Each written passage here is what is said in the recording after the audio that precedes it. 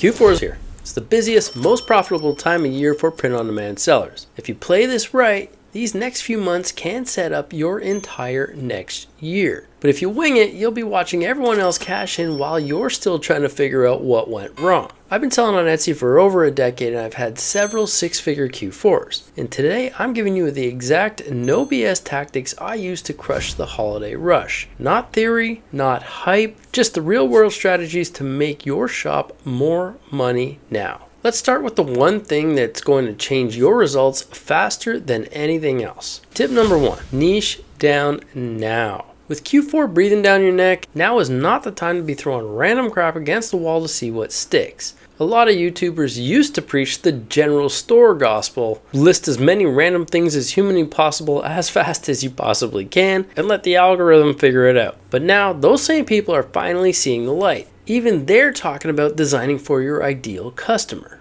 Why? Because niching works. Think about it. If a YouTuber posts a video on how to tie a fishing fly, and then the next day uploads a video about their buddy's hot rod, and then later drops an Etsy tutorial, you're not going to subscribe to them for Etsy tips. You'll go find a creator who's consistently in the lane you care about. Same logic applies to your shop. I've used the same analogy over and over, but you're not going to go to John Deere to buy running shoes, and you're not going into a Nike shop to buy a tractor. See what I'm saying? If you've made a few sales, your customers have already left you a trail of clues as to what works. And Tony Robbins said it best here: success leaves clues. Look at what's already sold. Check for any special requests they've made and expand on that. If you're brand new with 0 sales, you can watch my niche picking video right here. And you can use my niche doctor and ideal customer profile GPTs that I'll leave linked down below so you can lock in your direction now. You don't need to get hyper specific here like women with brown hair who walk their dog while eating ice cream, but dogs, sports, or outdoors is a hell of a lot better than anything for everyone. Niching down gets you in the creative zone, and when you're in that lane, one idea sparks another. That's how you build momentum. Tip number 2 is create your Etsy listings in Etsy, not Printify. If you're still building every single listing in Printify first, you're burning hours for no reason, especially in Q4. Here's a smarter play. Create your listings in Etsy. When an order comes in, it'll show up in Printify under your Other Orders tab. Select the product in the right size and color, drag and drop your artwork onto the shirt designer here, and submit the order. Or create the product in Printify with all the colors and sizes you want to offer, name it the same as your artwork, and save it as a draft. Then you can attach it to that order if it actually ever gets ordered. And then check the box that says automatically import orders with this product variant. Now that product is locked and linked, and every time someone orders that size and color in the future, Printify already has the product and artwork loaded.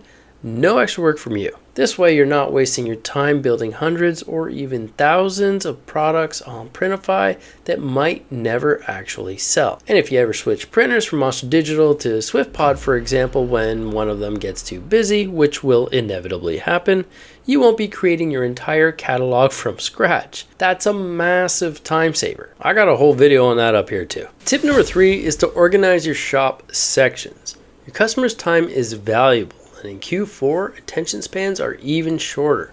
So if someone clicks into a shop section and only sees 1 or 2 or 3 things, they're gone. You need to respect your customer's time. So here's how to fix that. Aim for at least 15 items per section. This will keep buyers browsing instead of bouncing. So zoom out if your sections are too specific. So instead of pug, beagle, and bulldog, maybe group them into small dogs, medium dogs, or large dogs.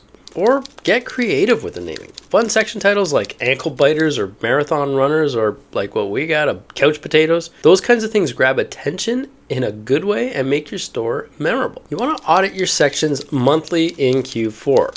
So you want to keep the most in-demand categories at the top. You can actually organize where the sections are on the side.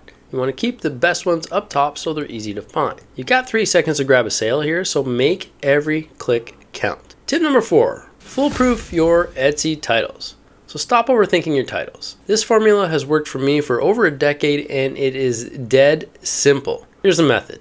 It's what it is, so it's literally the most basic, like custom baby shower top, who it's for, identify the target audience, so gift for expecting moms, and the occasion. So if it's not obvious in the photo, add the event or the reason that you would want it for if it's not obvious. So personalized pregnancy announcement shirt. This is a foolproof method that has stood the test of time regardless of all the algorithm changes Etsy's made. I've been preaching this method in my Facebook group for over 7 years, and I made a video on it about 2 years ago now. It has worked for me for a literal decade, and now you're finally hearing other YouTubers say the same thing, like they just had some sort of epiphany or something. Why this works? It's because Etsy truncates titles. That means shortens them, right, in search results. So leading with your most important keywords ensures that shoppers know they're in the right place, even if your photo doesn't, hook them instantly. And when your primary keywords are in the title, tags, and description, you boost your chances of being found online because the first few lines of your descriptions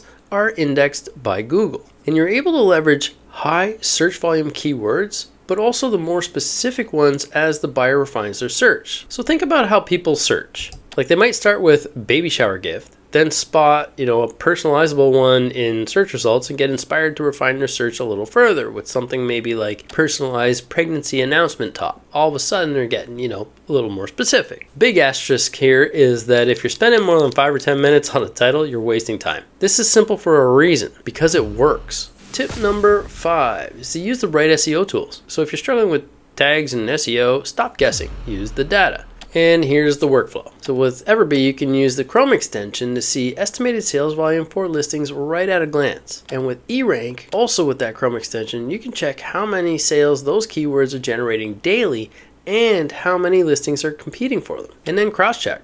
So prioritize keywords with solid demand and lower competition whenever possible. And on that note, I don't shy away from high competition because that number is literally the amount of listings, not necessarily your competition. A lot of those listings have never sold. Your competition would be other listings that are actually selling. So that's only a fraction of that big number. And honestly, when there's more people in a particular niche, like saturation is another bad word that people are afraid of, that just means that there's actual demand. All that said, I'll drop links in the description for deals or free trials on both of those tools. The bottom line is that keywords aren't a guessing game.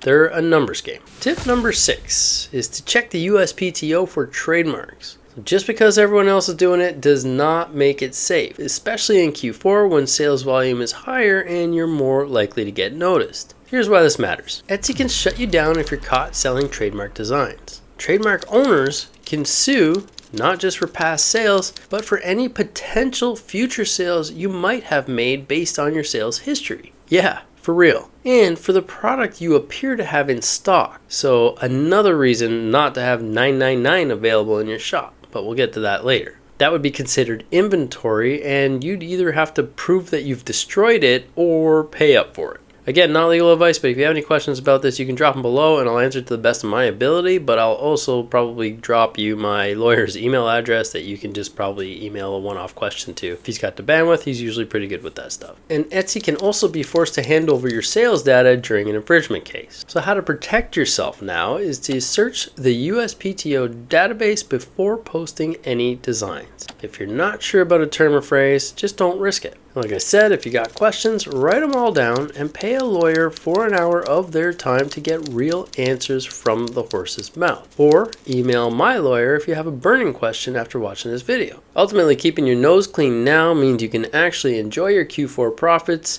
instead of spending them on legal fees. Tip number 7 is maximizing your listing photos. Your extra photo slots are prime real estate, so don't waste them on duplicate mockups. Nobody needs to see 7 different colors of the same item. Use them to build trust, answer questions, and keep buyers engaged. So here's what to include. Color variations. You can link them in the variations menu so when a customer picks a different color, the matching image shows up. And again, if you don't want to have a ton of different versions of the same thing in different colors, you can just link to your color chart. Reviews. So you can showcase a positive customer review right in the photos. There's nothing better than seeing something like 5-star with a quote that they said. and a QR code. So you can link it to your email list sign up for some, exclusive offer, 20, maybe 30%. Behind the scenes or work in progress shots. People love to identify with you, right? So show your design process or highlight the eco-friendly inks and materials. And you can show policies or processing time. So you can add a friendly reminder so customers know what to expect. We all know they don't go read the fine print. Another example would be cause-driven content. So if your shop supports a cause, include that in your story visually. Pro tip here is keep your brand consistent with colors and fonts across all of your images. You don't need to go slap your logo on everything, but a cohesive look just feels way more professional. Tip number 8, you can A/B or ABC test your listings. You want to know exactly which set of keywords, photos, or mockups will bring in more sales? You can test them head to head. Here's how. Create multiple versions of a product in the same niche. Each will have a different main keyword or a different first listing photos. So example, maybe, a flat lay mockup versus a lifestyle one. A true A/B test only has one variable change so that you know exactly which one is the better performer and why. And you want to make sure you launch them at the same time so they both get Etsy's little honeymoon boost in the algorithm, and one doesn't get a head start over another. And then you want to track the results. So if one keyword or photo starts crushing it, update your other listings to match. You never want to screw around with a listing that's selling, but if it's not selling, make all the changes you need to. And keep them live if they both sell well. Because now you've doubled your hooks in the water for the same niche. Why this works? You'll learn exactly what drives clicks and conversions for your audience. You'll double your chances of getting found in search, and you can scale faster because you're not guessing. Tip number 9, under promise and over deliver. This one's probably the MO of my life. One of the easiest ways to create happy customers and repeat buyers is to beat their expectations on delivery. So here's the setup. Set your processing times to 1 to 3 business days and set your transit time to 2 to 6 business days. That's a total of 3 to 9 business days, roughly about 2 weeks. Keep the range starting with a 1 or a 2 so that if customers do sort by speed, you'll still show up. Mid-November, bump your processing times to 1 to 5 business days to account for potential seasonal slowdowns. By potential, I mean inevitable. And then ship as quickly as you can so that customers get their order earlier than expected. So if you have your order set automatically processed once a day at a set time, for example, in Printify, maybe get in there early and manually submit a few if you have a few minutes throughout the day. Why it works? Because if they're expecting up to 9 business days and they've ordered well in advance and they get it in 5, they'll be stoked. And happy customers will leave better reviews and they're more likely to favorite your shop and will often come back for more. Alright, those are 9 battle-tested Q4 tactics you can start using right now to make more sales, waste less time, and keep your customers coming back. But we're just getting started. In part 2, I'm going to show you how to turn your shop into a Q4 conversion machine. We're talking featured listings that pull people in, bundles that boost order value, and discount strategies that actually work. And the biggest Christmas cutoff mistake most sellers make. So don't leave money on the table and watch part 2 next.